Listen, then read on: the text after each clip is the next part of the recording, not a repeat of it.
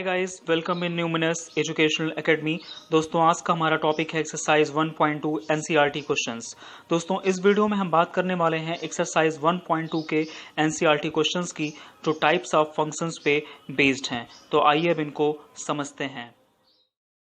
आज हम बात करेंगे इस वीडियो में कि किस तरह से किसी दिए गए क्वेश्चन में अगर कोई दिया गया फंक्शन है और हमें ये चेक करना है कि वो इंजेक्टिव है या नहीं, सर्जेक्टिव है या नहीं, तो आप बहुत ही आसान तरीके से समझ पाएं कि इंजेक्टिव की कंडीशन क्या होती है या फिर सर्जेक्टिव की कंडीशन क्या होती है। इसके लिए आज हम बात करेंगे इस वीडियो में एक्सरसाइज 1.2 के क्वेश्चन नंबर 2 की। और क्वेश्चन नंबर 2 का आज हम एक पार्ट लेते हैं ताकि आप उसको समझ पाएं, सर्जेक्टिव और इंजेक्टिव की कंडीशन को। तो क्वेश्चन नंबर 2 का एक हम फर्स्ट पार्ट लेते हैं, जो कि है f such that n tends to n given by fx is equal to x square। तो हमें इस दिए गए फंक्शन के लिए जो fx is equal to x square है, natural number two natural number जो दिया गया फंक्शन डिफाइंड है, तो हम यहाँ पे ये चेक करना है कि ये इंजेक्टिव है या फिर सर्जेक्टिव है कि नहीं। तो आइए इसको अब समझते हैं।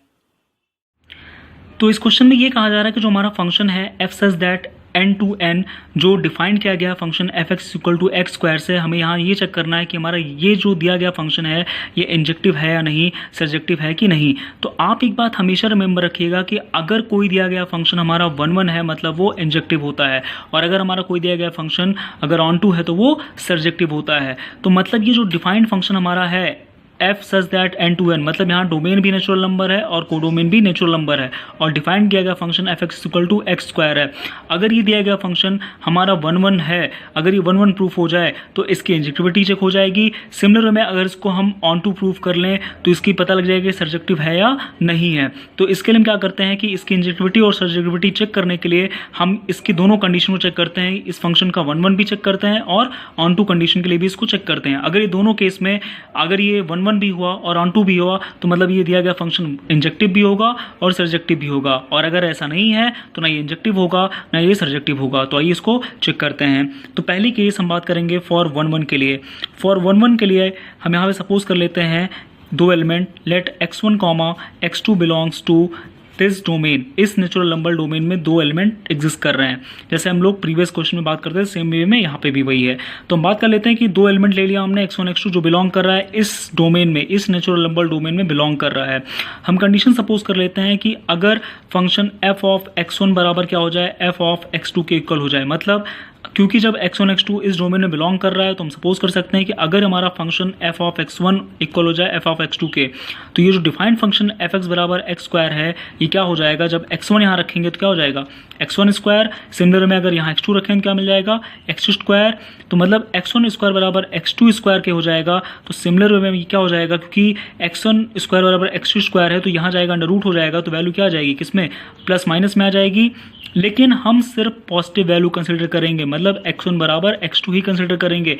उसका रीज़न क्या है, क्योंकि नेचुरल नंबर की बात करें, नेचुरल नंबर में तो जो नेगेटिव वैल्यू होती है वो पॉसिबल नहीं होती है।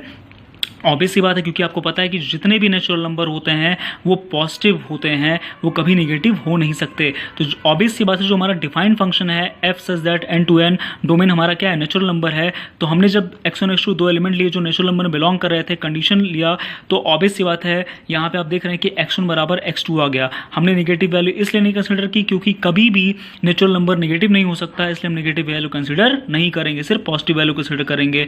तो आप यहाँ देख रहे हैं कि जब x1 बराबर x2 है, इसका मतलब है कि डिफरेंट एलिमेंट की डिफरेंट इमेज हो गई। तो आपको पता है कि किसी भी दिए गए फंक्शन में अगर डिफरेंट एलिमेंट की डिफरेंट इमेज हो जाए तो दिया गया फंक्शन क्या होता है, 1 होता है। और अगर ये फंक्शन 1 है तो मतलब इसका मतलब क्या है, फंक्शन ये इंजेक्टिव है, तो इसकी इंजेक्टिविटी चेक हो गई, मतलब इस दिया गया फंक्शन क्या है, इंजेक्टिव है। तो हम यहाँ कह सकते हैं since different element have different image so function is 1 that is injective. मतलब चूंकि यहाँ पे डिफरेंट एलिमेंट की डिफरेंट इमेज है, इसलिए हमारा फंक्शन क्या हो गया, 1 हो गया और इसलिए इंजेक्टिव भी हो गया। अब आइए इसका सेकंड केस चेक करते हैं ऑन टू के लिए। तो ऑन टू के लिए कुछ नहीं करना, फॉर ऑन टू कंडीशन के लिए आपको क्या करना है, कोई एक एलिमेंट y सपोज कर लेना है जो किस में बिलोंग करे, इस कोडोमेन में। इस कोडोमेन में यहाँ पे कोडोमेन क्या है, नेचुरल नंबर ए भी है, दैट इज n, यहाँ कोडोमेन हो गया। आपको पता है कि हम लोग क्या करते हैं, ऑन टू कंडीशन के लिए हमेशा एक बात रिमेंबर रखिएगा कि कोई एक एलिमेंट आप वाई लीजिए जो किसमें बिलोंग करे, इस कोडोमेन में, जो डिफाइंड फंक्शन है उसके कोडोमेन में बिलोंग करे। और एक बात हमेशा रिमेंबर रखिएगा कि उसका क्या करते हैं, आप हमेशा एक्स की वैल्यू निकालते हैं, और अगर एक्स की वैल्यू इस डोमेन में, इस नेचुरल नंबर में बिलोंग कर जाए तो हमारा वो दिया गया फंक्शन क्या होगा, ऑन टू होगा। और अगर ऐसा नहीं होता है तो वो ऑन टू नहीं हो सकता है। तो यहाँ पे y belongs to natural number codomain है। हम कंडीशन सपोज कर लेते हैं कि अगर हमारा function f of x y के इक्वल हो जाए तो f ऑफ एक्स किससे डिफाइन किया गया, एक्स स्क्वायर से, तो एक्स स्क्वायर बराबर क्या हो जाएगा, y हो जाएगा। और यहाँ पे x की वैल्यू क्या हो जाएगी, अंडर रूट y हो जाएगी। लेकिन आप एक बात गौर करिए, यहाँ पे जो अंडर रूट y की वैल्यू है वो इस नेचुरल नंबर में हर केस के लिए बिलोंग नहीं कर सकती, इस डोमेन में बिलोंग नहीं करेगा, क्योंकि x की जो वैल्यू आ रही है वो अंडर रूट y आ रही है। और ये फॉर एवरी वैल्यू के लिए इस नेचुरल नंबर में बिलोंग नहीं कर सकता, मतलब हर एक वैल्यू के लिए, पूरी वैल्यू के लिए नेचुरल नंबर में तो बिलोंग कतई नहीं करेगा। रीज़न क्या है, क्योंकि आप सपोज करिए अगर मैं यहाँ 4 रखता हूँ तो अंडर रूट 4 की वैल्यू 2 होगी, ठीक है, 2 नेचुरल नंबर है। अगर मैं 16 रखूँ तो अंडर रूट 16 की वैल्यू 4 आएगी, वो नेचुरल नंबर है, ठीक है। 64 की बात करूँ 8 आएगा, ऑब्वियस बात है नेचुरल नंबर है। लेकिन अगर मैं यहाँ 2 रख दूँ, 3 रख दूँ, तो ऑब्वियस बात है अंडर रूट 2 क्या एक नेचुरल नंबर है, जी बिल्कुल नहीं। अंडर रूट 3 क्या एक नेचुरल नंबर है, जी नहीं। अंडर रूट 5 की बात करूँ, यहाँ पर मैं 7 रख दूँ y की वैल्यू, तो वो सबके लिए, हर एक वैल्यू के लिए ये नेचुरल नंबर नहीं देगा, केवल कुछ वैल्यू के लिए क्या करेगा, नेचुरल नंबर देगा। तो ऑब्वियस बात है जो x की वैल्यू अंडर रूट y आ रही है वो इस डोमेन में बिलोंग नहीं कर रही है।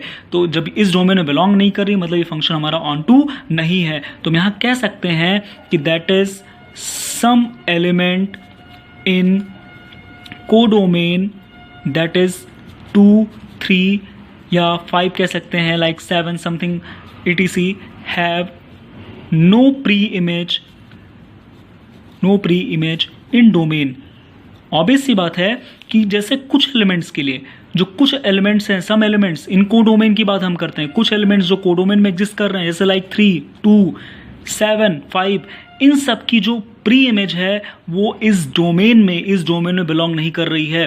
4 तो बिलोंग कर रहा है, लेकिन 3, 2, 5, 7 ये सब बिलोंग नहीं कर रहा है नेचुरल नंबर में, इस डोमेन में नहीं बिलोंग कर रहा है। तो हम यहाँ कह सकते हैं कि जो कुछ एलिमेंट्स हम जो इस कोडोमेन में ले रहे हैं, जो बिलोंग करें, तो ऑब्वियस बात उसकी कोई प्री इमेज इस डोमेन में नहीं मिल रही है, लाइक 2, 3, 5, 7, etc एक्स्ट्रा।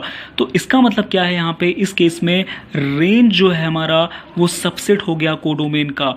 तो आपको पता है कि जब किसी भी दिए गए फंक्शन में अगर रेंज जो है सबसेट हो जाए कोडोमेन का तो वो क्या होता है, इनटू फंक्शन हो जाता है, वो ऑन टू नहीं रह जाता। तो यहाँ इस केस में जब ये रेंज इस सबसेट ऑफ कोडोमेन हो गया तो मतलब ये हमारा दिया गया फंक्शन क्या है, ऑन टू नहीं है। तो हम कह सकते हैं hence function is not onto, that is not surjective।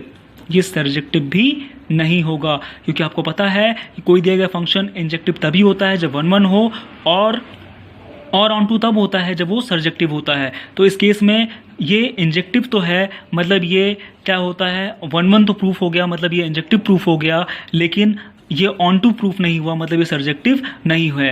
तो इस तरह से आप किसी दिए गए क्वेश्चन की इंजेक्टिविटी और सर्जेक्टिविटी चेक कर सकते हैं। तो एक बात रिमेंबर रखिएगा, जब भी हमें इंजेक्टिव चेक करना हो तो आप 1, 1 प्रूफ कर लीजिए। अगर 1, 1 प्रूफ हो जाता है तो वो इंजेक्टिव होगा, अगर नहीं होता तो मतलब वो नहीं है। सिमिलर में सर्जेक्टिव के लिए आप ऑन टू कंडीशन चेक करेंगे।